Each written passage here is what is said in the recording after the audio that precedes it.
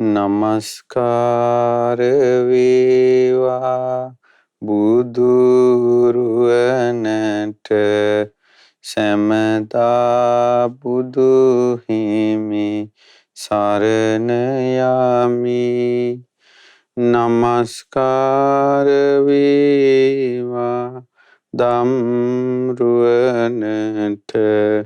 සැමදා සදහම් සරණ යමි. නමස්කාර වේවා සංඝරුවනට සැමදා මහා සංඝ සරණ යමි. නමස්කාර වේවා තුනුරුවනට සැමදා තිසරණ සරණ යමි. සාදු සාදු සාදු. අපගේ පරම පූජනීය ගුරු දේවෝත්තම කල්යාණ මිත්‍ර පින්වත් ලොකු ස්වාමීන් වහන්සේට නමස්කාර වේවා. සාදු සාදු සාදු. ශ්‍රද්ධාවන්ත පින්වත්නි, අද අපි අසිරිමත් සම්බුදු සසුනේ පිනැත්තන් මගඵල ලැබූ විස්තරය තුලින් අදත් ඉතාමත් වටිනා දහම් කරුණු ඉගෙන ගන්නවා. දුර්ලභව ලැබිච්ච මනුස්ස ජීවිතේ මිය දෙන්න කලින් තථාගත ශ්‍රී සද්ධර්මයක් අහන්ට ලැබෙන එක ගැන මේ පින්වතුන් සන්තෝෂයටපත් වෙන්න ඕනේ. ඉතින් අද දවසේ මේ උතුම් ධර්ම දේශනාව ශ්‍රද්ධා රූප වාහිනියනොත් ලක්විරු ගුවන් විදුලියනොත් විකාශනය කරවන්නට දායකත්වයේ දරන්නේ පින්වත් W.N. ජයතිලක මහත්මයා, W. චන්ද්‍රලතා මහත්මිය, W. චන්ද්‍රරත්න මහත්මයා, ඒ වගේම W. සරත් චන්ද්‍රදාස මහත්මයා, W.R. දමයන්ති මහත්මිය, AMP ගීතිකා මහත්මිය, AMP රේණුකා මහත්මිය, AMP සුවෙන්දිකා යන දූ දරුවන්ද මල්ලිති සහ තිසුලි යන මොනුබුරු මිනිබිරියන්ද මේ පින්වතුන් සියලු දෙනා එකතු වෙලා අද දවසේ මේ උතුම් ධර්ම දානෙ ලබා දෙන්නේ. ඉතින් මේ පින්වතුන් අද දවසේ බොහෝ දෙනෙකුට ලක්ෂ සංඛ්‍යාත පිරිසකට ධර්මය අහන්ට සලස්වන එක ගැන ඒ ධර්ම සිද්ධ කරන ධර්ම දානයේ පින ගැන හිතලා සතුටු වෙන්නට ඕන. අද අපි පින්වතුනි කතා කරන්නේ ඉතාමත් වටිනා දහම් කාරණාවක්. මීට කලින් අපි සාරිපුත්ත මොග්ගල්ලාන උත්තමයන් වහන්සේලා මගපල් ලැබූ අයුරු කතා කළා. ආනන්දයන් වහන්සේ මගපල් ලැබූ ආකාරය කතා කළා. ඒත් එක්කම අපිට මතක් වුණා ආනන්ද බගු කිම්බිල අනුරුද්ධ දේවදත්ත ආදී අනුපිය අඹවනේදී පැවිදි වූ ඒ ශාක්‍ය කුමාරවරුන්ගෙන් අනුරුද්ධ තෙරුන් වහන්සේ මාර්ගඵල අවබෝධය කළේ කොහොමද කියලා කතා කරන්න. එතකොට මේ අනුරුද්ධ කුමාරයා ශාක්‍යයන්ගේ මහානාම ශාක්‍යයාගේ සහෝදරයෙක්. මේ අනුරුද්ධ කුමාරයා අතිශයින් පින්වන්තයි. ඒ නිසා එක දිගට සත්වතාවක් සක්විති රජ වෙලා ඉපදෙලා තියෙනවා. හරි ලොකු පිනකින් හිටපු කෙනෙක්. ඒ වගේම උපන්දා සිට රාජකුමාර ජීවිතය තුළ නැtei කියන වචනේ අහලා නැහැ. ඔබ අහලා ඇති අර දවසක් නැති කැවුම් ගේන්න කියලා අම්මා කිව්ව කැවුම් නැහැ කියලා. ඒතර දරුවා කවදාවත් නැහැ කියන වචනේ අහලා නැති නිසා උද්‍යාන ක්‍රීඩාවෙද්දී අම්මා එයා හිතුවා අලුත් කැවුම් වර්ගයක් කියලා හොඳයි නැති කැවුම් අරන් එන්න. ඊට පස්සේ හිස් භාජනයක් අම්මා යවනකොට දෙවිවරු විසින් මේ භාජනේ කැවුම් පුරවලා තියෙනවා. ඉතින් එදා ඉඳලා අනුරුද්ධ කුමාරයා නැතු කැවුම් වලට තමයි ආසා. මොකද දිව්‍ය කැවුම් නිසා ඒවා. මේ විදිහට ඊනකොට භාග්‍යවත් බුදුරජාණන් වහන්සේ කපිලවස්තුවට වැඩමවීමත් එක්ක බුදුරජාණන් වහන්සේ දකින්නට ගොඩාක් බුද්ධ ශාසනය ගැන පැහැදුනා. මේ රාජකුමාරයා අප්‍රමාණ පංචකාම සම්පත්තියක් විඳ විඳ හිටපු කෙනෙක්. සෑම රාජකුලයකම බුද්ධ ශාසනය පැවිදි වෙන නිසා මහානාම ශාක්‍ය කිව්වා මේ මාගේ සහෝදර අනුරුද්ධ එක්කෝ ඔබ පැවිදි වෙන්න ඕන නැත්නම් මම පැවිදි වෙන්න ඕන. අනුරුද්ධ කුමාරයා කිව්වා ඉතින් අයියා කැමති නම් අයියා මහාන වෙන්න. එහෙනම් ඔබ මේ රාජ්‍ය කටයුතු විචාරන්න මොනවද කරන්න තියෙන්නේ කියලා ඇහුවා. ඊට පස්සේ කිව්වා මෙන්න මේ වාගේ දේවල් තියෙනවා. කුඹුරුව පුරන්න ඕන, ඒකෙත් වතු හොයලා බලන්න ඕන, මේවා කරන්න ඕන. ඊට පස්සේ ඒ ටික කුඹුරු ආස්වැන්න ගත්තට පස්සේ ආයෙ කුඹුරුව හාන්න ඕන. ආයෙ මේ වී වපුරන්න ඕන. ආයෙ ගොයන් ටික මෙහෙම රැක ගන්න ඕන කියා. තියෙන වැඩ ටික අහනකොට අනුරුද්ධ කුමාරයා කිව්වා මේ වගේ ඉවරයක් නැහැ. ඔබම මේවා බලා ගන්න මම පැවිදි වෙන්න යනවා කියලා අනුරුද්ධ කුමාරයා ඊට පස්සේ කිව්වා බද්දිය මාගේ යහළු බද්දියත් පැවිදි වෙනවා නම් මේ මමත් පැවිදි වෙනවා. කතා කරගන්න කිව්වා. ඉතින් බද්දිය කුමාරයාට ගිහිල්ලා කිව්වා මේ බද්දිය කුමාරයා අපි දෙන්න පැවිදි වෙමු. ඊට පස්සේ කිව්වා ඒක නම් හොඳ අදහසක්. එහෙනම් අපි අවුරුදු 7කින් යමු. අපෝ අවුරුදු 7ක් ඉන්න බෑ. එහෙනම් අවුරුදු 6ක් බෑ කියලා කිව්වා. මේ විදිහට අඩු කරගෙන ඇවිල්ලා මාස 7කින් එහෙනම් මහාන වෙන්න යන්න. අපෝ එහෙමත් බෑ කිව්වා. මාස 6ක් ඊළඟට මාස 5ක් මේ විදිහට අඩු කළා එහෙනම් මේ තියෙන කටයුතු ටික පිළිවෙලක් කරන්න දවස් 7ක් දෙන්න. අපි දවස් 7න් අපි දෙන්න යමු කියලා. අනුරුද්ධ කුමාරයයි, බද්දිය කුමාරයයි, ආනන්ද කුමාරයයි, බගු කුමාරයයි, කිම්බිල කුමාරයයි, මේ දේවදත්තයි, ඊළඟට උපාලි කියන කරණ වෑමියයි අනුපි අඹ වනයේදී පැවිදි වුණේ. එතකොට පින්වත්නි පැවිදි වෙලා හොඳට සිල් ගුණ දන් රැක්කා, ආරක්ෂා කළා, මාර්ග ප්‍රතිපදාව දියුණු කළා. මේ අනුරුද්ධ තෙරුන් වහන්සේ අවුරුදු 55ක් බුදුරජාණන් වහන්සේ පිරිනිවන් පාලා ඒ අනුරුද්ධ ස්වාමීන් වහන්සේගේ උදාන ගාථා කියන කාලය වෙනකොට අවුරුදු 55ක් නිදාගෙන නැහැ. එයින් හිතලම අවුරුදු 30ක් නිදාගෙන නැහැ. අවුරුදු 25ක් නිින්ද මේ ගැන සංඥාවක්වත් ඇති වෙලා නැහැ. මම හිතන්නේ ඒ අරහත්ත්වයටපත් වෙච්ච කාලෙත් එක වෙන්න ඕන. එක දිගට නිදාගෙන නැහැ. අවුරුදු 55ක්. ඒ අවුරුදු 25ක් නිින්ද කියන සිතුවිල්ලක්වත් ඇවිල්ලා නැහැ. එතකොට කොහොමද කියලා හිතන්නේ ඒ කාලේ වීරිය දියුණු කරපු හැටි සහ ඒ කාලේ මුනිවරුන්ගේ ජීවිත. ඊට පස්සේ මේ අනුරුද්ධ තෙරුන් වහන්සේ හොඳට සමාධිය දියුණු කළා. හොඳට වීරිය කළා. වීරිය කරලා දිවැස් නුවණ ඉපැද්දුවා.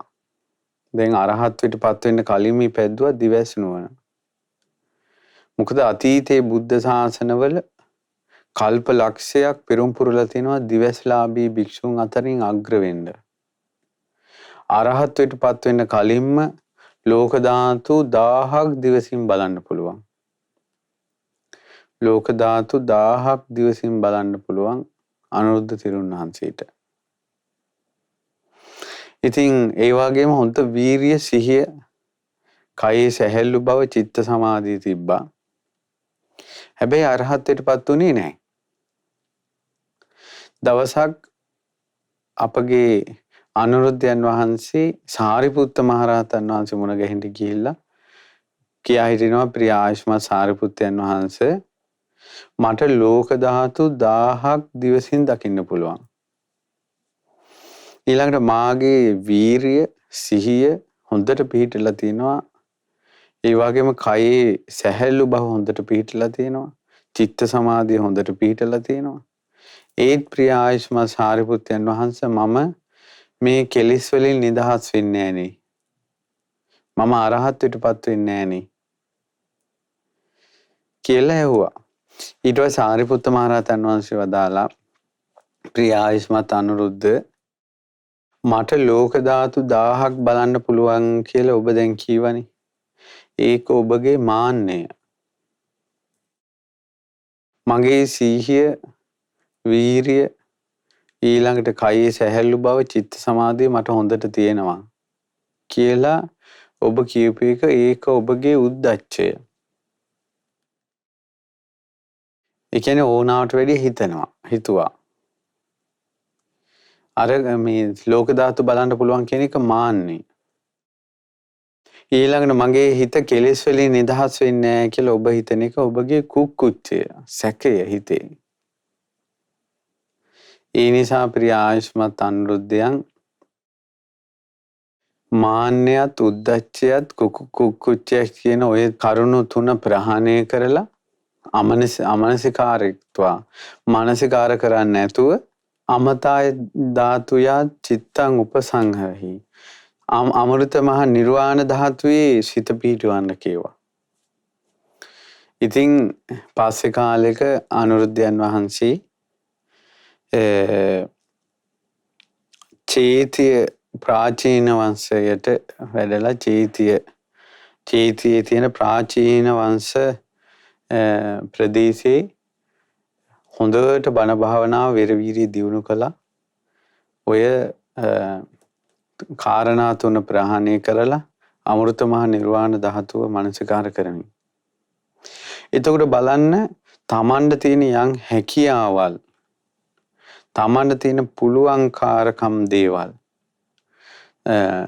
තමන්ගේ දේවල් මට මේක පුළුවන් කිය තමන්ගේ දේවල් සිතීම පවා මාර්ගඵල නිර්වාණ අවබෝධයට බාධායි. නිවනේ තියෙන සැපයම ඒ වගේම නිර්වාණ ධාතුවම මනසිකාර කරන්න ඕන. දසදහසක් ලෝක ධාතු දකින්න පුළුවන්කම තියෙද්දී සත්‍ය දෙයක්ම පවතිද්දී ඒ සත්‍ය දෙයම මට මෙසේ පුළුවන් කියලා හිතීමම කෙලෙසයක් නම් මිනිසුන්ට මොකවත් මේ හැකියාවක් නැතුව පුරාජීරු දොඩවන එක කොයි තරම්නම් මාර්ගඵල නිවන් අවබෝධයට බාධා ඇතිද? නිසා තමන්ගේ හැකියාවල්, තමන්ගේ පුළුවන්කාරකම් මානසිකාර නොකර ඉන්න ඕන මාර්ගඵල අවබෝධයට සතිපට්ඨානෙ වඩද්දී.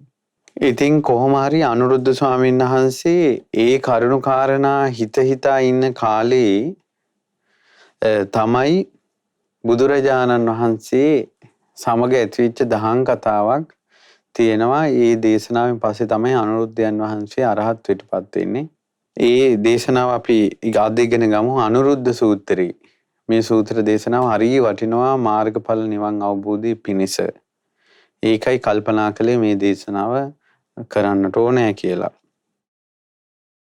ඒ දවස්වල භාග්‍යතුන් වහන්සේ බග්ග ජනපදයේ සුන්සුමාරගිරේ බෙහෙස කලාවනේ මිගදායේ වැඩ වාසය කරනකොට අනුරුද්ධයන් වහන්සේ චේතියේ ප්‍රාචීන වංශ ප්‍රදේශයේ වාසය කළා. ප්‍රාචීන වංශ කියලා ඒ කාලේ තිබිලා තියෙනවා ඒ පැත්තේ උණ ගස් වලින් හැදිච්ච වනයක්. ඒ වනේ තමයි අනුරුද්ධ ස්වාමීන් වහන්සේ වාසය කළේ. මොකද මේ අපගේ අනුරුද්ධ මහරහතන් වහන්සේ පස්සේ කාලේ පිරිනුවම් පාලා තින්නෙත් උණ පඳුරක් සෙවණේ තමයි. එතකොට අනුරුද්ධ ස්වාමීන් වහන්සේ බොහෝ කාලයක් මේ උණ වනේ වැඩ ඉඳලා තියෙනවා. අනුරුද්ධ ස්වාමීන් වහන්සේට භාවනාවෙන් වාසය කරනකොට මෙන්න මේ සිතිවිලි 7 ඇති වුණා. විතරක 7ක් ඇති වුණා. ඒ තමයි අප්පිච්චස්සායන් ධම්මෝ නායන් ධම්මෝ මහිච්ඡස්ස. අල්පේච්ච කෙනාටයි මේ ධර්මයේ තියෙන්නේ, මහිච්ච කෙනාට නෙවෙයි. සන්තුට්ඨස්සායන් ධම්මෝ නායන් ධම්මෝ අසන්තුට්ඨස්ස. ලද දෙයින් සතුටු වෙන කෙනාටයි මේ ධර්මයේ මේ තියෙන්නේ, ලද දෙයින් සතුටු වෙන්නේ නැති කෙනාට නෙවෙයි. පවිවිත්තස්සායන් ධම්මෝ නායන් ධම්මෝ සංගනිකාරාමස්ස. විවේකයේ ඇලුන කෙනාටයි මේ ධර්මයේ තියෙන්නේ, පිරිස් සමග එකතුව වාසය කරන කෙනාට නෙවෙයි. ආරද්ධ විරියස්සායන් ධම්මෝ නායන් ධම්මෝ කුසීතස්ස. ඇරඹු වීරිය ඇති කෙනාටයි මේ ධර්මයේ තියෙන්නේ, කුසීත කෙනාට නෙවෙයි. උපට්ඨිත සතිස්සායන් ධම්මෝ නායන් ධම්මෝ මුට්ටස් සතිස්ස. පිහිටි සිහිය ඇති කෙනාටයි මේ ධර්මයේ තියෙන්නේ, සිහි මොට වූ කෙනාට නෙවෙයි. සමාහිතස්සායන් ධම්මෝ නායන් ධම්මෝ අසමාහිතස්ස. හිත සමාධිමත් කෙනාටයි මේ ධර්මයේ තියෙන්නේ, හිත අසමාහිත කෙනාට නෙවෙයි. පඤ්ඤවතෝ අයන් ධම්මෝ නායන් ධම්මෝ දුප්පඤ්ඤාසාති. ප්‍රඥාවන්තයාටයි මේ ධර්මයේ, දුෂ්ප්‍රඥ කෙනාට නෙවෙයි. එනම් බුදුරජාණන් වහන්සේගේ ධර්මයේ තියෙන්නේ ඔන්න ඔය කියපු අයටයි. භාග්‍යතුන් වහන්සේ සොන්සුමාර ගිරේදීම දිවසින් දැක්කා චේතියේ මේ හුන වනේ අනුරුද්ධ තෙරුන් වහන්සේ හිතන විතර්ක. ඒ හිතලා දැක භාග්‍යතුන් වහන්සේ සොන්සුමාර ගිරෙන් අතුරුදහන් වෙලා අනුරුද්ධ ස්වාමීන් වහන්සේ ඉදිරියේ පහළ වුණා. බලවත් පුරුෂයෙක් දික් කරපු අතක් අකුලන වේගයෙන්, අකුලපු අතක් දික් කරන වේගයෙන්. භාග්‍යතුන් වහන්සේ පැන වූ ආසනයේ වැඩ හිටියා. අනුරුද්ධ ස්වාමීන් වහන්සේ භාග්‍යතුන් වහන්සේට වන්දනා කරලා එකත් පස් වසුන් ගත්තා. බුදුරජාණන් වහන්සේ වදාලා සාදු සාදු අනුරුද්ධ සාදු කෝතුං අනුරුද්ධ යන්තම් මහා පුරුෂ විතක්කං විතක්කේසි.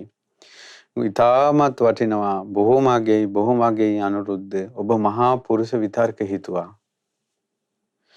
කියනවා මේ අපිච්චස්සායන් ධම්මෝ නායන් ධම්මෝ මහිච්ඡස්ස.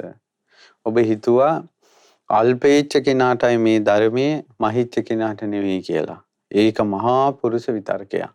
ලද දෙයින් සතුටු වෙන කෙනාටයි මේ ධර්මයේ, ලද දෙයින් සතුටු වෙන්නේ නැති කෙනාට නෙවෙයි.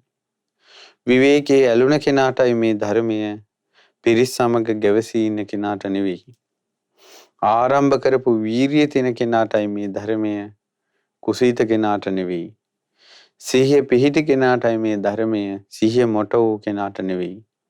හිත සමාහිත කෙනාටයි මේ ධර්මයේ, සමාහිත නැති කෙනාට නෙවෙයි.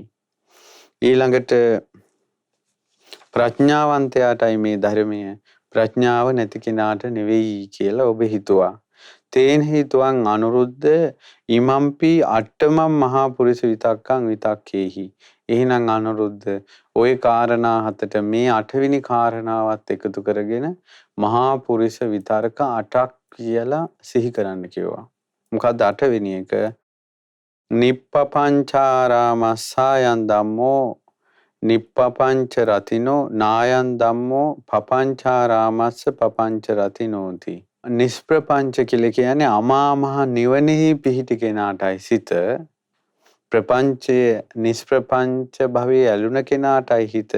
ප්‍රපංච කර ප්‍රපංචවල වාසය කරන කෙනාට නෙමෙයි. ප්‍රපංච කියන්නේ කෙලෙස් සහිත සිතුවිලි වලින් හිත හිතා ඉන්න අයට නෙවෙයි මේක. නිවන පිණිස සිතුවිලි තියෙන කෙනෙකුට තමයි නිෂ්ප්‍රපංච බව කියන්නේ නිර්වාණයට. එතකොට මේ නිෂ්ප්‍රපංච භවයේ ඇලුන කෙනෙකුටයි මේ ධර්මයේ තියෙන්නේ, ප්‍රපංච කර ඉන්න කෙනෙකුට නෙවෙයි කිව්වා. මේකට කියනවා මහා පුරුෂ විතර්ක 8 කියලා. එතකොට දැම්ම තේරෙනවානේ මේ බුද්ධ ශාසනය තියෙන්නේ කාටද කියලා. මේ බුද්ධ ශාසනය අල්පේච්ඡ කෙනාට, ලද්ද දෙයින් සතුටු වෙන කෙනාට, වීරියවන්ත කෙනාට, සිහිය තියෙන කෙනාට, විවේකයේ ඇලුන කෙනාට, ඊළඟට සිහිය පිහිටි කෙනාට, ප්‍රඥාවන්තයාට, ඊළඟට නිෂ්ප්‍රපංච භවයේ ඇලුන කෙනාට. ඉතින් මේ බුද්ධ ශාසනයේ තියෙන එහෙම අයට, ඒ වගේ අය බුද්ධ ශාසනයේ මගපල් ලබන්නේ.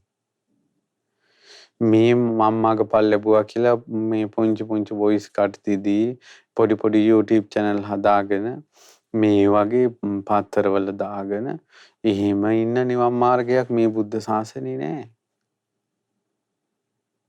මේ තියෙන්නේ මේ බුද්ධ දේශනානේ කියන්නේ.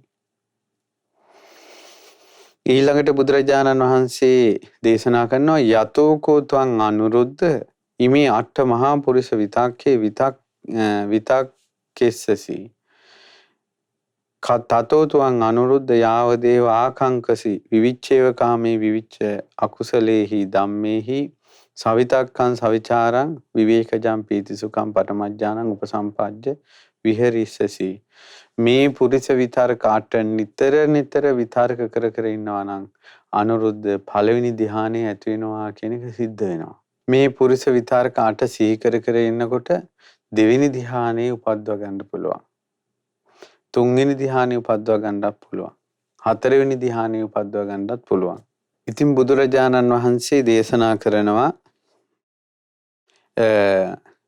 පින්වත් අනුරුද්ධ මේ විදිහට අට මහා පුරිස විතරක හිතා ඉමේ සංච චතුන්නං ජහනං අபிසංචේතිකානං ditta ධම්ම සුඛ විහාරාණං නිකාමලාභී භවිස්සසි අකිච්ඡලාභී අකිසිරලාභී තතෝ තුයං අනුරුද්ධ මේ විදිහට මහා පුරිස විතරක අට හිතා ධ්‍යාන හතරක් කැමැතිසේ සුවසේ නිදුකින් ලබනවා නම් හරියට මේ අනුරුද්ධ ගෘහපතියෙක් හෝ ගෘහපති පුත්‍රයෙක් ඊටමත් වටිනා සිනිඳු වස්ත්‍ර පුරවපු මේ යාගේ වස්ත්‍ර මංජුසාවක් තියෙනවා. අපි කියමු හොඳ මේ හොඳම ඇඳුම් තියෙන කබඩ් එකක් තියෙනවා. ඒ හොඳ ඇඳුම් කට්ටලයක් කියන්නේ හොඳ වටිනා ඇඳුම් කට්ටලයක් සිනිඳු වටිනා පිළිගත් ඇඳුම් කට්ටලයක් ගෘහපතියෙක් හෝ ගෘහපති පුජ්‍යලේ මේ පුත්‍රයෙකුට ලැබෙනකොට එයා සතුටු වෙනවනේ ඒකෙන්. ඇයි යාට හොඳට ඇඳුම් කට්ටලයක් ලැබෙනවනේ. එයා ඒකෙන් සතුටු වෙනවා වටිනාම ඇඳුම්.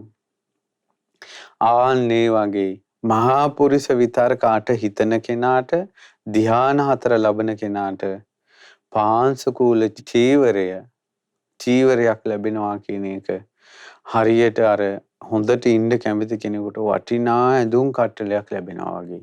ඒ කියන්නේ මහා පුරිස විතරකාට හිතන ධ්‍යාන හතර හිතන කෙනෙක් ධ්‍යාන හතර ලබන කෙනෙකුට ඒ වගේ ශ්‍රමණයන් වහන්සේ නමකට ජීවිතේ වටිනාම වස්ත්‍රේ ගොඩක්ම කැමැතිම වස්ත්‍රේ පාංශකූල සිවුර. පාංශකූල චීවරය කියන්නේ මේ පාරේ යනකොට එකතු මේ තැන් වල තියෙන රිදි කෑලි එකතු කරලා මේ මහන සිවුර. මහන සිවුරට තමයි තැන් වලින් රිදි එකතු කරගෙන මහන සිවුරට කියනවා පාංශකූල සිවුර කියලා. ඊටකොට ගිහි මිනිස්සෙකුට වටිනාම ඇඳුමක් ලැබුණාට පස්සේ සතුටු වෙනවා වගේ මහා පුරිස විතරකාට හිතන ධ්‍යාන හතර සුවසේ ලබන කෙනා වඩාත්ම කැමැති වස්ත්‍රය තමයි කියනවා. එයාගේ හිත ගොඩක්ම සතුටු වෙන්නේ පාංශකූල සිවුරෙන්. දැන් ඒ නිසා වෙනතයි මහා පුරුෂ විස්තරකාට හිතන ධ්‍යාන හතර සුවසේ ලබන දිවැසලාභින් අතර අග්‍ර වූ අනුරුද්ධ මහරහතන් වහන්සේට සිවුරක් මහද්දී බුදුරජාණන් වහන්සේත් ළඟ ඉඳලා තියෙනවා. සාරිපුත්ත මොග්ගලන් ආනන්ද ස්වාමීන් වහන්සේලා එකතු වෙලා අනුරුද්ධ ස්වාමීන් වහන්සේට සිවුරක් මහලා තියෙනවා දවසක්. බුදුරජාණන් වහන්සේත් ඒ සිවුර මහන තැන වැඩි හිටියා කියලා විස්තර තියෙනවා. ඇයි ඒ තමයි නිකලෙස් මහරහතන් වහන්සේ නමකගේ වටිනාම වස්ත්‍රය. පාංශකූල සිවුර.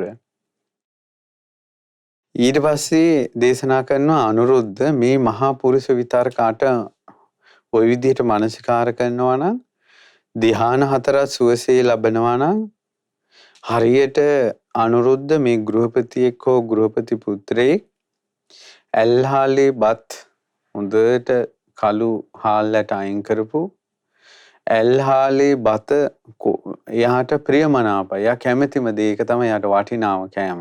ඒකට ඔහු ප්‍රියමනාප වෙනවා වගේ පින්වත් අනුරුද්ධ මේ මහා පුරුෂ විතරකාට හිතන කෙනාට ධ්‍යාන හතර සුවසේ ලබන කෙනාට වටිනාම උතුම් ආහාරය බවට පත් වෙන්නේ පිණ්ඩපාතය.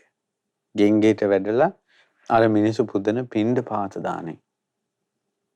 ගොඩක් ඒක තමයි ප්‍රියමනාප වටිනාම දේ. පොඩ්ඩක්වත් දුකක් නැහැ. පොඩ්ඩක්වත් දුකක් නැහැ. මේ බුද්ධ ශාසනයේ හිත දියුණු කරන ශාසන ප්‍රතිපදාවේ හැසිරෙන ආර්ය සංඝ රත්නය පාංශකූල චීවරය දරන්නේ පුංචි දුකක්වත් හිතේ තියාගෙන නෙවෙයි.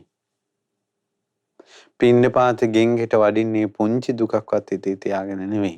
පින්වත් අනුරුද්ධ මේ විදිහට අෂ්ටමහා පුරිස විතරක හිතලා ධ්‍යාන 4 සුවසේ ලබන කෙනෙකුට අනුරුද්ධ කූටාගාරය ගෘහපතියෙකුට හෝ ගෘහපති පුත්‍රයෙකුට ගොඩාක් වහලවල් වලින් යුතු ලොකු ගෙයක් මහා මන්දිරයක් මාලිගාවක් වගේ කියලා හිතන්න.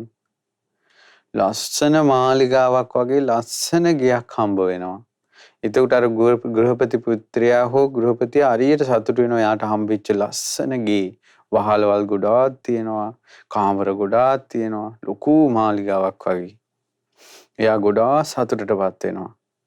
ආන්නේ වගේ තමයි අෂ්ටමහා පුරිස විතර්ක හිතන ධ්‍යාන 4 ලබන කෙනාට ගහක් යට ඉන්න එක ඊට වැඩිය සැපයි. ධ්‍යාන 4 සුවසේ ලබන අෂ්ටමහා පුරිස විතර්ක හිතන කෙනෙකුට ගෘහපතියෙකුට මාලිගාවක් ලැබෙනකොට ඇති වෙන සතුට වගේ මේ ආර්ය ශ්‍රාවකයාට ගහක් යට ඉන්න එකේ සැපය.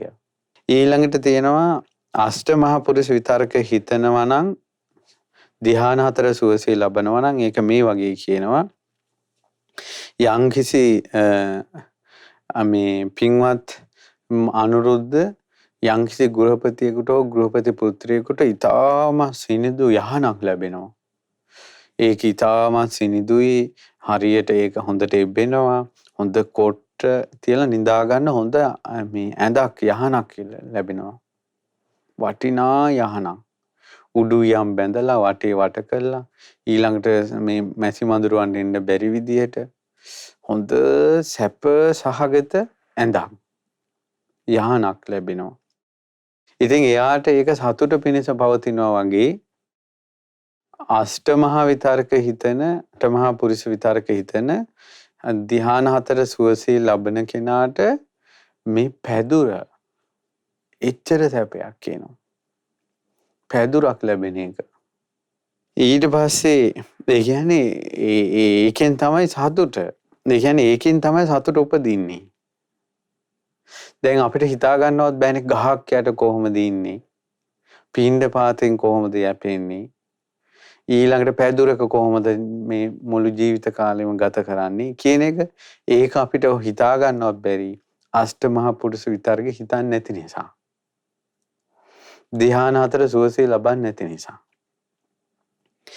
ඊට පස්සේ තියෙනවා අනුරුද්ධ මේ මහා පුරුෂ විතර්ක 8 හිතනවා නම් ධ්‍යාන 4 සුවසේ ලබනවා නම් මේ ගෘහපතියන්ට හෝ ගෘහපති පුත්‍රයන්ට ප්‍රණීත බෙහෙත් තියෙනවා. සප්පි නවනීතං තීලම් මදුපානිතං. වෙඬරු ගිතෙල් මී පැණි ආදී ප්‍රණීත බෙහෙත් වර්ග තියෙන වටිනා බෙහෙත් වර්ග. අෂ්ටමහා පුරුෂ විතර්ක හිතෙන ධ්‍යාන 4 සුවසේ ලබන කෙනාට ගෘහපති පුත්‍රයා වටිනා බෙහෙත් වලින් සතුටු වෙනවා වගේ ගියා මේ ඒ අෂ්ටමහා පුරුෂ විතරක හිතන ධ්‍යාන 4 ලබන ආර්ය ශ්‍රාවකයාට පූතිමුත්ත බේසජ්ජේ හොඳට ප්‍රමාණවත් කියනවා. මුත්‍රා පාල් කරලා මේ වළඳන බෙහෙතක්. ඒ ප්‍රමාණවත් කියනවා. ඊට පස්සේ බුදුරජාන් වහන්සේ දේශනා කළා තේන හේතුවන් අනුරුද්ධ ඒ නිසා පින්වත් අනුරුද්ධ තේන හේතුවන් අනුරුද්ධ ආයතිකම්පි වස්සාවාසං ඉදේව චේතේසු පාචේන වංශදායේ විහෙරියාසීති. ඒ නිසා අනුරුද්ධ ඔය අටමහා පුරුෂ විතර්ක හිතමින් ධ්‍යාන 4 සුවසේ ලැබමින් මේ චේතියේම මේ හුන වනයේම ඊළඟ වස් කාලෙත් ගත කරන්න.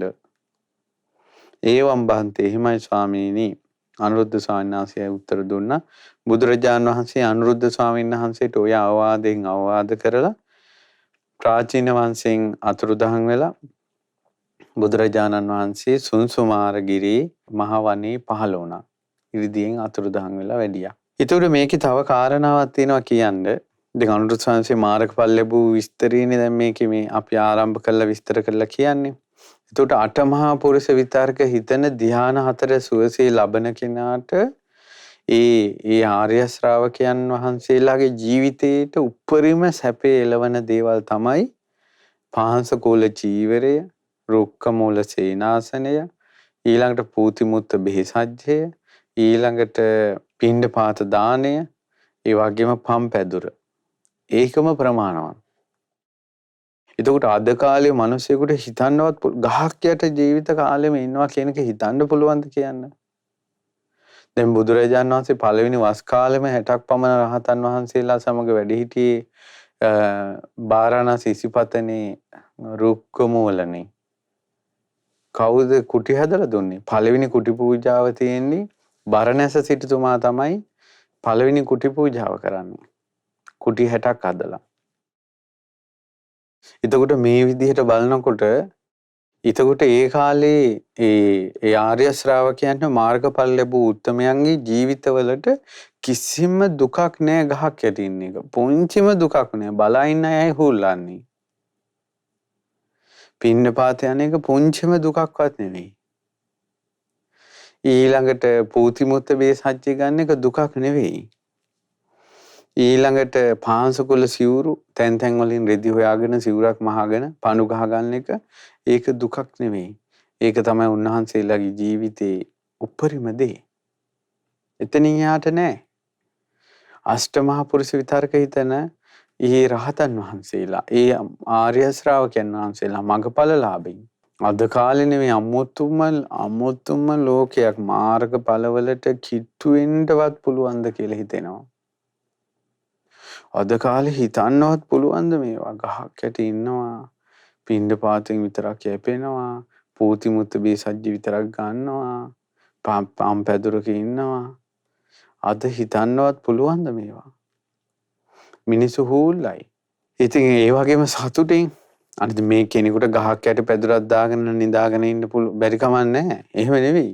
ඒ මුල් කරගෙන හිතට පුංචි දෝමනසයක්වත් එන්නේ. චූටි දෝමනසයක්වත් එන්නේ. එහෙම ජීවිතයක් හදාගන්න නම් අෂ්ටමහා පුරුෂ විතරක හිතන්න ඕන. ධ්‍යාන 4 සුවසේ ලබන්න ඕන. ඉතින් බුදුරජාණන් වහන්සේ එදා මේ අනුරුද්ධ ස්වාමීන් වහන්සේ ඉදිරියෙන් අතුරුදහන් වෙලා ප්‍රාචීන වංශයෙන් අතුරුදහන් වෙලා බග්ග ජනපදයේ සුන්සුමාරගිර බේස කලා වනේ මිගදායේ පහළ වුණා. දා සංඝයා එතන එකතු වෙලා හිටියේ.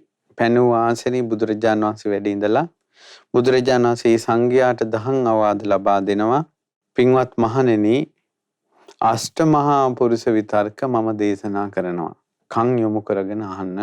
ඒ තමයි අප්පිච්චස්සායන් ධම්මෝ නායන් ධම්මෝ මහිච්ඡස්ස. පින්වත් මහණෙනි, අල්පේච්ඡ කෙනාටයි මේ ධර්මයේ තියෙන්නේ, මහිච්ඡ කෙනාට නෙවෙයි.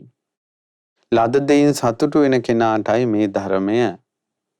ඊළඟට විවේකයේ ඇලුන කෙනාටයි මේ ධර්මය. වීරියෙන් යුතු කෙනාටයි මේ ධර්මය. සිහිය පිහිටි කෙනාටයි මේ ධර්මය. හිත සමාහිත කෙනාටයි මේ ධර්මය. ඊළඟට ප්‍රඥාවන්තයාටයි මේ ධර්මය කියලා බුදුරජාණන් වහන්සේ අට්ඨමහා පුරුෂ විතරක දේශනා කළා. 8 වෙනි කාරණාව නිෂ්ප්‍රපංච. ප්‍රපංච කිරීමෙහි නොඇලුන කෙනාටයි, නිවනෙහි ඇලුන කෙනාටයි මේ ධර්මය කියලා. ඉතින් බුදුරජාණන් වහන්සේ දේශනා කළා කුමක්ද පින්වත් මහණෙනි අප්පිච්ච භාවය කියන්නේ? අල්පේච්ඡ භාවය කියන්නේ මොකක්ද? දැන් මාර්ගඵල නිවන් අවබෝධයේ පිණිස පවතින කාරණා මේවා. අල්පේච්ඡ භව. අල්පේච්ඡ භව තමයි මම අල්පේච්ඡයි කියලා අනිත් අය දැනගන්නවා නම් හොඳයි කියලා හිතන එක මහිච්ඡතාවය. අල්පේච්ඡව ඉන්නෝයා. ඒ කියන්නේ ඉච්ඡා කැමැති දේවල් අඩුයි යාගේ. එයා මම අල්පේච්ඡයි කියලා අනිත් අය දැනගන්නවා නම් හොඳයි කියලා හිතුවොත් එයා මහිච්ඡයි. මම අල්පේච්ඡයි කියලා අනිත් අය දැනගන්න නැත්තම් හොඳයි කියලා හිතන එක තමයි අල්පේච්ඡ භාවය. ලද දෙයින් සතුටු වෙනවා. ලද දෙයින් සතුටු වෙලා මෙයා මම ලද දෙයින් සතුටු වෙන කෙනෙක් කියලා අනිත් අය දැනගනිත්වා කියලා හිතුවොත් එයා මහිච්ඡයි. ලද දෙයින් සතුටු වෙන කෙනා මම ලද දෙයින් සතුටු වේවා කියලා අනිත් අය දැනගන්න නැති බව හොඳයි කියලා හිතන එක අල්පේච්ඡ භාවය. සන්තුට්ඨෝ සමානෝ සන්තුට්ඨෝති මං ඥානෙයුන්ති න ඉච්ඡති. ලද්දෙන් සතුට වෙනවා. ඒක අනිත්‍යයි දැනගන්නවට කැමති නෑ. ඒක අල්පේච්ඡ බව. ඊළඟ පවිවිත්තෝ සමානෝ පවිවිත්තෝති මං ඥානෙයුන්ති න ඉච්ඡති. විවේකයේ ඇලුන කෙනෙක් ඉන්නවා. එයා තමන් විවේකයේ ඇලුන කෙනෙක් කියලා අනිත්‍යයි දැනගන්නවට කැමති නෑ. ඒක අල්පේච්ඡ භාවය. වීරියෙන් යුක්තයි. ඒක අනිත්‍යයි දැනගන්නවට කැමති නෑ. ඒක අල්පේච්ඡකම. සමාධියෙන් යුක්තයි. සිහියෙන් යුක්තයි. ප්‍රඥාවෙන් යුක්තයි. නිවනේ ඇලී වාසය කරනවා. මම ප්‍රඥාවන්තයෙක්. මම සිහියෙන් ඉන්න කෙනෙක්. මම නිවනට කැමති කෙනෙක් කියලා අනිත්‍යයි දැනගන්නවට කැමති නෑ මෙයා. ඒක අල්පේච්ඡ බව. අන්න අල්පේච්ඡකම කියන්නේ. මේ වාගේ ගුණධර්මයක්වත් අනිත්‍යයි දැනගන්නවට කැමති නැත්නම් මාර්ගඵල ලැබුවොත් මාර්ගඵල අනිත්‍යයි දැනගන්නවට කැමති වෙයිද? දැන් අද කාලේ පෝස්ටර් බැනර් ගහගෙන මේ යනවා මාර්ගඵල ලැබුවා කියලා. තමා සිහියෙන් නුවණින් ඉන්නවා කියලාවත් අනිත්‍යයි දැනගන්නවට කැමති නෑ. නිවන කෙරේ හිත පිහිටවපු ශ්‍රාවකයා. දැන් හොඳට හරි මාර්ගඵල මොනවද? වැරදුන මාර්ගඵල මොනවද? මිත්‍යා දෘෂ්ටිය මොකද්ද? සම්මා දිට්ඨිය මොකද්ද? ප්‍රෝඩාව මොකද්ද කියලා තමන්ටම තීරුම් බේරුම් කරගන්න පුළුවන් වෙන්න ඕන මේ ධර්මය අහද්දී. ඊට පස්සේ තියෙනවා ඔයක තමයි අල්පේච්ඡ භාවය කියන්නේ. තමන්ගේ තියෙන මේ ගුණ ධර්මයේ අෂ්ට මහා පුරුෂ විතරකයන්ගෙන් තමන් වාසය කරන එක අනිත්‍යයි දැනගන්නවට කැමති නැති එක තමයි අල්පේච්ඡකම. ඊළඟට ලද දෙයින් සතුටු වෙන කෙනා කියලා කියන්නේ එයා ලැබුණ ඊතරීතර චීවර පිණ්ඩපාත සීනාසන ගිලානප්පච්චේ බේසජ්ජ පරික්ඛාරේන සන්තුට්ඨෝ හෝති.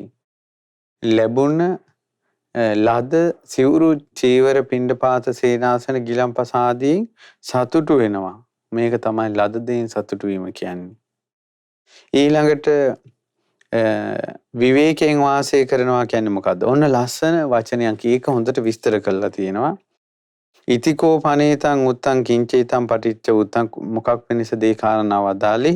ඉද බික්කවේ බික්කුණෝ පවිවිත්තස්ස විහෙරතෝ භවಂತಿ උපසංකමිතාරෝ බික්කු බික්කුණියෝ උපාසකා උපාසිකෝ රාජානෝ රාජමහාමත්තා තිත්ත්‍යා තිත්ත්‍ය ශාවකා. විවේකයෙන් හුදකලාවෙන් වාසය කරන භික්ෂුවක් ළඟට භික්ෂු භික්ෂුණී උපාසක උපාසිකා කියන සිව්වනක් පිරිසත් රාජ මහාමාත්‍යවරුණුත් තීර්ථකයෝ තීර්ථක ශාවකයෝ නොඒක එනවා දැන් අර විවේකයෙන් ඉන්න භික්ෂුව ළඟට. දැන් එතකොට මොකද කරන්නේ?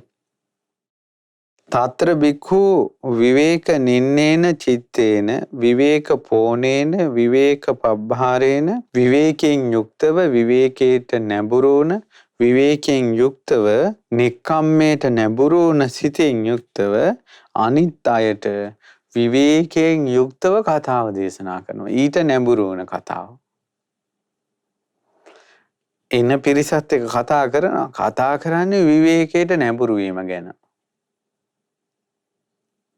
එතනම විවේකයට නැඹුරු කෙනෙක් ගාවට මිනිස්සු භික්ෂු භික්ෂුණීන් පැමිණෙනකොට ඒ භික්ෂුන් වහන්සේ විවේකයට නැඹුරු වුණ කතාව දේශනා කරනකොට ආයේ කයියට කැමති කාලේ කණ්ඩ කැමති අය ආයේ එන්නෙත් නැහැ. එතකොට එන කෙනා එන්නෙම ආයේ දහම් කතාවෙන් හෝ නිවන් මාර්ගයට උපකාරයක් පිණිසම කාරණාවක් කතා කරන්න තමයි එන්නේ. ඒ නිසා තමන් ළඟට විවේකයට හිත නැඹුරුණා කියලා කාටවත් කතා බහ නොකර ඉන්නේ නැහැ. ඒ ගුණ ධර්මයට දහමට නැඹුරු වුණ විදිහට කතා කරනවා. ඒක තමයි විවේකයේ ඇලුනා කියලා කියන්නේ. ඊට පස්සේ ආරද්ධ විරිය කියලා කියන්නේ ආරද්ධ විරියෝ විහෙරති අකුසලානං ධම්මානං පහනාය කුසලානං ධම්මානං උපසම්පදාය තාමවා දල්ල පරක්කමෝ අනික්කිත දූරෝ කුසලේසු ධම්මේසු.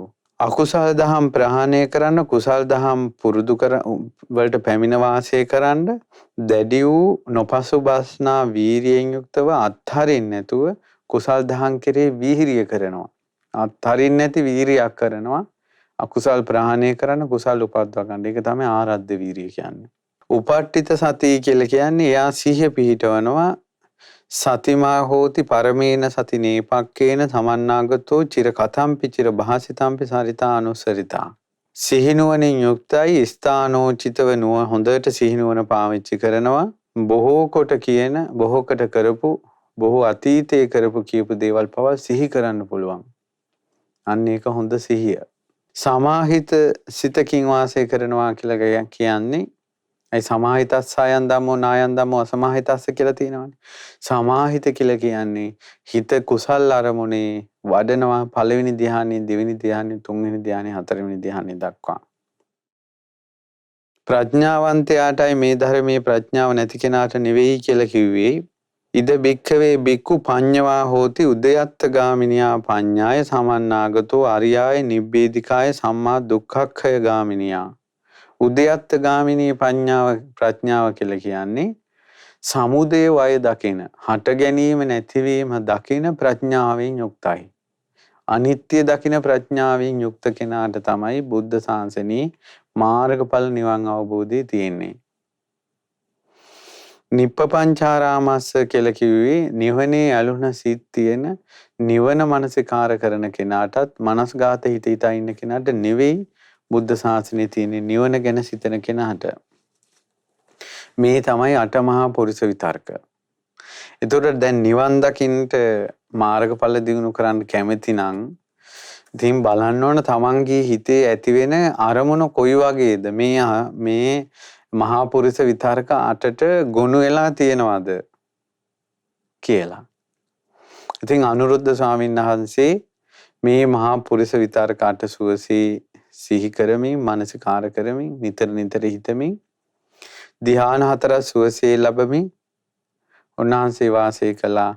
ඒ අනුරුද්ධයන් වහන්සේ ඒ වනයේදීම ඒ හුන වනයේදීම තමන්ගේ තිබ්බ සකල ක්ලේශයන් ප්‍රහාණය කරලා මේ බුද්ධ අවවාදයේ පිටලා අරහත්ත්වයටපත් වුණා. මේ මහා පුරුෂ විතර්ක අට සිහි කරනකොට ධ්‍යාන හතර සුවසේ ලැබනකොට අනුරුද්ධයන් වහන්සේ තුල තිබුණා නම් මට බ්‍රහ්ම මේ ලෝක ධාතු 1000ක් බලන්න පුළුවන් කියලා මාන්නය ඒද ප්‍රහාණය වුණා. මේ මහා පුරුෂ විතර්ක අට හිතනකොට තමන්ගේ තියෙන හැකියාවල් පිළිබඳව තිබ්බ උද්දච්චය යත් ප්‍රහාණය වුණා. ඊට පස්සේ නිවන පිළිබඳව තිබ්බ සැකයත් ප්‍රහාණය වුණා. ඒතං සන්තං ඒතං පනීතං යදිදං සබ්බ සංඛාර සමතෝ සබ්බූපදි පටිනිස්සග්ගෝ තණ්හක්ඛයෝ විරාගෝ නිරෝධෝ නිබ්බානන්ති කියලා අමෘත මහා නිර්වාණ ධාතුවේම සිත පිහිටියා. නිකලස් බවට පත් වුණා. ඉතින් අනුරුද්ධයන් වහන්සේ අරහත්ත්වයටපත් වෙලා බොහෝ සංඝයාට අනුග්‍රහ කළා. බොහෝ දිව්‍යවරු ප්‍රියමනාප වුණා. දෙවියන්ට බොහෝසේ දහම් කතාව කළා. ඉතින් අනුරුද්ධයන් වහන්සේ බොහෝ දෙවි මිනිසුන්ට දහම් කතාව කරලා බොහෝ දෙවි මිනිසුන්ට මඟඵල නිවන් අවබෝධයට උපකාර කරලා අවසානයේ පිරිනිවන් වදින බුදුරජාණන් වහන්සේ සමග මේ වැඩම කරපු සංඝයා අතර වැඩිමහල්ම මහා තෙරුන් වහන්සේ බවට පත් වුණේ අනුරුද්ධ මහරහතන් වහන්සේ. ඇයි ඒ වෙනකොට සාරිපුත්ත මහරහතන් වහන්සේ පිරිනිවන් පාලා, මොගලන් මහරහතන් වහන්සේ පිරිනිවන් පාලා, මහා කස්සප මහරහතන් වහන්සේ ඈත වනයේක හිටියේ. ඒතකොට ළඟින්ම හිටිය ආනන්ද ස්වාමීන් වහන්සේ විතරයි. ආනන්ද ස්වාමීන් වහන්සේ සෝතාපන්න කෙනෙක්. බුදුරජාණන් වහන්සේ පිරිනිවන් පාන වෙලාවේ ළඟ වැඩි හිටිය අනුරුද්ධයන් වහන්සේ. බුදුරජාණන් වහන්සේ පිරිනිවන් පෑවට පස්සේ කම්පාවට පත්වෙච්ච සංඝ පිරිසත් මිනිසුත් අස්වසන්ට හිටිය අනුරුද්ධ ස්වාමීන් වහන්සේ. බුදුරජාණන් වහන්සේ පිරිනිවන් පාන විදිය දිවසින් දැක්කේ අනුරුද්ධ ස්වාමීන් වහන්සේ. රෑ එළි වෙනකල් ආනන්ද ස්වාමීන් වහන්සේත් එක්ක දහම් කතාව කර කර අපගේ ආනන්ද තෙරුන් වහන්සේගේ සිත සංසිඳෙව්වේ අනුරුද්ධ ස්වාමීන් වහන්සේ. ඊට පස්සේ බුදුරජාණන් වහන්සේගේ දේහයේ අවසන් කටයුතු දේහය තැම්පත් කරන ඒවා, දේහය වෙලන ඒවා, මංජුස රන්දිනී තැම්පත් කරන ඒවා, දේහය ඔසවන ඒවා, ඊළඟට දේහය වඩම්මන ඒවා, චිතකේ තැම්පත් කරන ඒවා, චිතකේ දැල් වෙන්නේ නැතිකොට ඒ කටයුතු ඒ සියල්ලම මහා කස්සප මහරහතන් වහන්සේ වඩින තුරු ඒ සියලුම කටයුතු ටික සිද්ධ කළේ අනුරුද්ධ ස්වාමීන් වහන්සේ. ඊළඟ බුදුරජාණන් වහන්සේ පිරිනිවන් පෑවට පස්සේ පළවෙනි ධර්ම සංගායනාවට පෙරටුවම අසුන්ගත් අනුරුද්ධ මහරහතන් වහන්සේ. ඊට පස්සේ අනුරුද්ධ මහරහතන් වහන්සේ එතනින් වැඩම කරලා අවසානයේ ඈතට වැඩම කළා. අනුරුද්ධ මහරහතන් වහන්සේ මගේ මතකයේ හිටියට අවුරුදු 160ක් හෝ දීර්ඝායුෂ විහිඳා. දීර්ඝායුෂ වැඩ ඉඳලා අනුරුද්ධ තෙරුන් වහන්සේ දෙව් මිනිසුන්ට ධර්මයේ දේශනා කළා. බොහෝ දෙනාට උපකාරී වෙලා ඈත වනේ හුණ පඳුරක් යට අනුරුද්ධ තෙරුන් වහන්සේ පිරිනුවම් පාවා දාලා. මේ විදිහට තමයි පින්වතුනි ඒක හරි පුදුමයි බුද්ධ ශාසනයේ. භාග්‍යවතුන් වහන්සේ සල්ගස් දෙකක් යට පිරිනුවම් පෑවා. සාරිපුත්තයන් වහන්සේ උපංගේ තිඹිරිගේ පිරිනුවම් පෑවා. මුගලන් මහරහතන් වහන්සේ කාලශිලා පර්වතයේ ළඟ ලිනේ පිරිනුවම් පෑවා. මහා කාශ්‍යප මහරහතන් වහන්සේ ගුරුපාලිනී පිරිනුවම් පෑවා. ආනන්දයන් වහන්සේ ගඟක් උඩ පිරිනුවම් පෑවා. ඊළඟට රාහුලයන් වහන්සේ දෙව්ලොව පිරිනුවම් පෑවා. කොණ්ඩඤ්ඤන් වහන්සේ මහා වනයේ ඇත්තු ගොඩක් මැද පිරිනුවම් පෑවා. ඉතින් අපේ අනුරුද්ධ ස්වාමීන් වහන්සේ උණ පඳුරක් යට පිරිනුවම් පෑවා. මහරහතන් වහන්සේලා. ඉතින් ඒ වගේ මේ බුද්ධ ශාසනය හරි පුදුමයි. අපිට ඉස්සෙල්ලා තියෙන්නේ හිත පහදවා ගන්න. ගොඩාක් බුද්ධ ශාසනයේ ධර්ම ඉගෙනගෙන හිත පහදවාගෙන අපිට තුනුරුවන් සරණ රැකගෙන සීලය හොඳට පුරුදු කරගෙන ඒ බුදුරජාණන් වහන්සේ ගැන ප්‍රසාදේ, ධර්මයේ ගැන ප්‍රසාදේ, සංඝ රත්නය ගැන ප්‍රසාදේ, සීලය කියන ඒ සෝතාපන්න කෙනෙක් තුල ඊටන ගුණධර්ම පුරුදු කර කර සෝතාපන්න බවට උපකාර සලසන සත්පුරුෂ ඇසුර, ශ්‍රී සද්ධර්ම ශ්‍රවණී, යෝනිසෝ මනසිකාරය, ධම්මපටිපදාව කියන කාරණා හතර පුරුදු කර කර මේ ධම්ම මඟ වඩන්න ඕන. මේවට පැහැදී. ඉතින් ඒ නිසා ඒ කරුණු හරියට මේකේ තියෙන නුවණ තියෙන කෙනාටම තමයි තේරෙන්නේ. දැන් මේ දේශනාවේ තියෙන්නේ අල්පීච්ච කෙනාටයි මේ ධහමේ ප්‍රයෝජන ගන්න පුළුවන්නේ. ලද දෙයින් සතුටු වෙන කෙනාටයි, වීරිය තියෙන කෙනාටයි, සිහිය තියෙන කෙනාටයි, සමාධිය තියෙන කෙනාටයි, ප්‍රඥාව තියෙන කෙනාටයි, විවේකී යලුන කෙනාටයි, නිවනේ හිත පිහිටන කෙනාටයි කියලා මේ අෂ්ටමහා පුරුෂ විතර්ක තියෙන්නේ. ඉතින් ඒ නිසා මේ ආවට ගියාට කතා කළාට වචන හසුරවන්න වචන හරඹ කරන්න පුළුවන් වුණාට එපමණකින් නිවනක් ලැබෙන්නේ නැහැ. ඉතින් ඒ නිසා අපි කවුරුත් මේ ධර්මයේ මේ විදිහට අපි ඉගෙන ගනිමින්, අහමින්, ශ්‍රවණය කරමින් අපි පින් දහම් කුසල් දහම් රැස් කර ගන්නවා, සිත පහදව ගන්නවා. ඉතින් මේ රැස් කරගත්ත සියලු පින් බලෙන් කුසල් බලෙන් අපිටත් ගෞතම බුද්ධ ශාසනය උතුම් චතුරාර්ය සත්‍ය ධර්මය අවබෝධ කරගන්නම වාසනාව ලැබේවා. අද දවසේ අසිරිමත් සම්බුදු සසුනේ උතුම් මඟඵල ලැබූ ඒ මහරහතන් වහන්සේලාගේ සංඝ පරපුරේ විස්තර අහලා බොහෝ පින් රැස් කරගත්තා. ඒ සියලු පින් කැමති සියලු දෙවියන්ට අනුමෝදන් වෙත්වා. මේ පින් උතුම් සියලු දෙනා දැහැමින් රැකගනිත්වා කියලා පින් පවනවනවා. ඒ වගේම මිය පරලෝකීය සියලු ඥාතීන්ට අනුරාධපුර කොඩිගලගම සාවස්තිපුර ලිපිණී පදිංචිව සිට මියගිය W චලෝසිඤ්ඤෝ පියාණන්ට සහ R.M. ඇග්නස් නෝනා මෑණියන්ට මේ පින් අනුමෝදන් වෙත්වා. දේනුවල අහංගම ලිපිණී පදිංචිව සිට මිය පරලෝකීය A.M.P. මැන්ඩිස් සිල්වා පියාණන්ට, ඒ වගේම G.W. බන්දුවති මෑණියන්ට සහ A.M.P. රූපිකා අබේවීර සොහිරියට මේ පින් අනුමෝදන් වෙත්වා. මේ මිය පරලෝකීය සියලු ඥාතීන් පරලෝ සැපයට පත් වේවා කියලා පින් පමුණුවමු. ඒ වගේම මේ උතුම් ශ්‍රී සද්ධර්මයේ මනාව අපිට දේශනා කරන, ඒ වගේම අපිට පෙන්වා දෙන මේ බුද්ධ ශාසනයේ පිහිට පිළිසරණ අපට සැලසූ අපගේ පරම පූජනීය ගුරු දේවෝත්තම කල්යාණ මිත්‍ර පින්වත් ලොකු ස්වාමීන් වහන්සේට මේ පින් අනුමෝදන් වෙත්වා. පින්වත් ලොකු ස්වාමීන් වහන්සේ නිදුක් වේවා, නිරෝගී වේවා, දීර්ඝායුෂම ලබත්වා. පින්වත් ලොකු ස්වාමීන් වහන්සේ ඇතුළු පිළිවෙත් පුරන සියලු සංගරුවනට, සිල් මෑණිවරුන්ට, ඒ වගේම පැවිදි අපේක්ෂක දරුවන්ට මේ පින් අනුමෝදන් වී සසර දුකින් නිදහස් වීමේ වාසනාව ලැබේවා. ඒ වගේම මේ රැස් කරගන්න හිතුණා වූ සියලුම පුණ්‍ය ධර්මයන් අද දවසේ මේ මහා ධර්ම දාන පින රැස් කරගත් පින්වත් W.M. Jayathilaka, W. Chandralatha, W. Chandraratna, W. Sarath Chandradasa, W.R. Damayanthi, AMP ගීතිකා, AMP රේණුකා, AMP සුවේන්ද්‍රිකා යන දූ දරුවන්ටත් මලිති සහ තිසුලි යන මොනුබුරු මිනිබිරියන්ටත් ඒකාන්තයෙන් අනුමෝදන් වෙත්වා. ඒ දායකත්වයේ දරූ දූ දරුවන්ට මුණුබුරු මිනිබිරියන්ට පවුලේ සියලු දෙනාට නිදුක් නිරෝගී සුවත් උතුම් කල්යාණ මිත්‍ර ආශ්‍රය සැලසේවා. දවසක් පාසා ගත වෙන මොහොතක් පාසා පින් දහම් කුසල් දහම් රැස් කර ගන්න වාසනාව සැලසේවා. ගෞතම බුද්ධ ශාසනයේ උතුම් ධර්ම අවබෝධයට මේ පින් හේතු වාසනාම වේවා. ඔබ අප කාටත් අපගේ මව් දෙමව්පිය ඥාති බන්දු මිත්‍රාදීන්ටත් පින් අනුමෝදන් වේවා. කාර්ය මල්ලේ සියලු දෙනාට පින් සිදු වේවා. කොරෝනා වෛරසයෙන් රෝගාතුරව සිටින අය ඉක්මනින් සුවපත් වේවා. ලෝක ව්‍යසන වසංගතේ දුරින්ම දුරු වේවා. ඔබ අප කාටත් සසර දුකින් නිදහස් වෙන්න මේ පින් හේතු වාසනාම වේවා.